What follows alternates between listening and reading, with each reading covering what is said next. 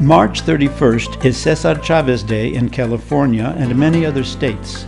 You may have heard his name, but do you know who he was or why we celebrate him? Let's take a closer look at the life and legacy of this farm labor organizer and champion of civil rights and nonviolent social change. Named after his grandfather, who crossed into Texas from Mexico in 1898, Chávez was born on March 31, 1927, just outside of Yuma, Arizona. He grew up on his parents' farm, but the Chávez family, like many families of the era, lost their homestead during the Great Depression. The family moved to California, where they became migrant farm workers. Chávez dropped out of school in 8th grade to help his family in the fields. The many hours of field work in his youth and early adulthood exposed him to the horrific conditions that migrant farm workers faced. They worked long hours in extreme heat, often with no water or restrooms, and were paid very little. In 1952, Chávez joined the most prominent Latino civil rights group of the day, the Community Service Organization, and within 6 years became its national director. His decade-long tenure at CSO was highlighted by organizing voter registration drives and campaigns against racial and economic discrimination. Yet Chávez's dream was to help the migrant community with whom he shared his early struggles. He knew that many had tried and failed to organize farm workers, but he was not deterred.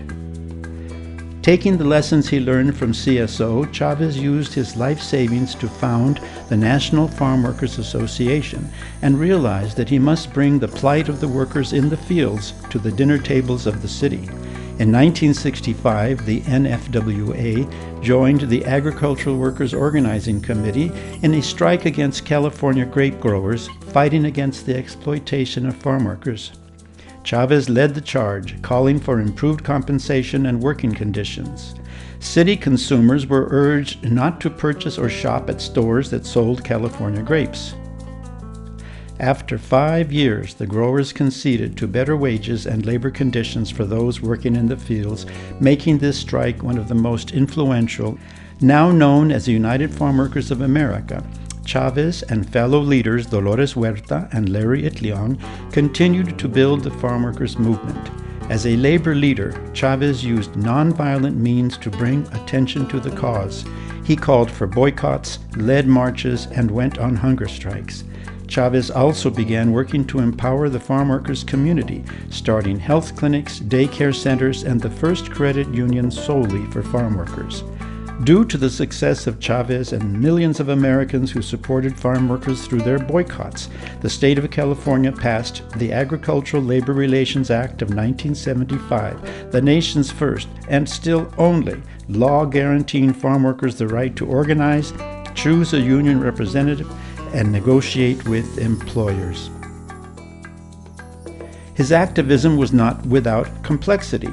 Chávez opposed illegal immigration, fearing that growers would hire undocumented workers as strike breakers, undermining the union's ability to improve working conditions for farm workers. This led him to launch the Illegals campaign, dedicated to identifying undocumented farm workers and reporting them to federal authorities. But as the ideology behind the national immigration conversation shifted, so did Chávez's perspective, and United Farm Workers played a key role in framing federal legislation that enabled 1 million farm workers to become legal residents. Chávez continued to fight for farm workers until his passing in 1993.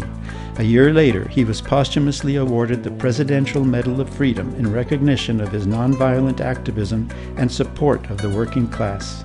Like many of history's heroes, César Chávez is an imperfect figure, yet his contributions as an organizer and leader for farm workers are immeasurable.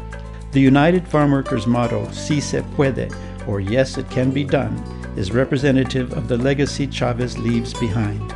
We celebrate César Chávez's birthday, March 31st, not just as a holiday, but as a day of service. We take this day to give back to the community in honor of his efforts on the path of equity and justice.